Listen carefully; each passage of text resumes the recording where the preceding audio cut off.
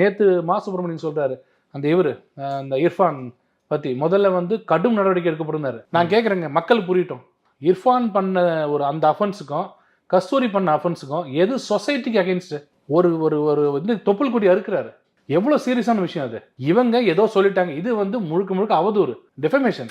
நான் இப்போ என்ன நீங்க திட்டிங்கன்னா இல்ல, ஆனா அது வந்து ஒரு கம்யூனிட்டியை வந்து ப்ரொவோக் பண்ற மாதிரி இருக்கு. ஜாதி கலவரத்தை தூண்டும், அவங்களுக்கு எதிராக வந்து ஆட்களை திரட்டு வைக்கும். ஏன்னா நிறைய அந்த சமூகம் சார்ந்த பேரவைகளோட நிறைய பேர் கண்டனம் அடிக்கவும் நான் சப்போர்ட் பண்ணலைங்க.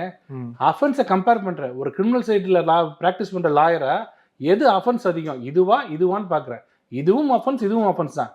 ஆனால் தனிப்படை தேடுறீங்களே, இது ஒரு ஏட் அமைச்சிருக்கலாம்ல இவர் வீட்டுக்கு. ஏன்னா இவர் யாருக்கு நெருக்கமானான்னு எல்லாருக்கும் தெரியும். முதல் நாள் சொல்றாரு கடும் நடவடிக்கை எடுக்கப்படும்ன்றாரு. நேற்று சொல்றாரு என்னங்க கொலையாங்க பண்ணிட்டாரு. அதானே சம்மன் அமைச்சிருக்கோம்ல. அந்த டாக்டர் அந்த மருத்துவமனையை மூடிட்டோம் ஒரு வாரத்துக்கு. 50,000 ரூபா 30,000 ஃபைன் போட்டிருக்கோம். வேற என்ன வேணும்னு கேட்குறாரு.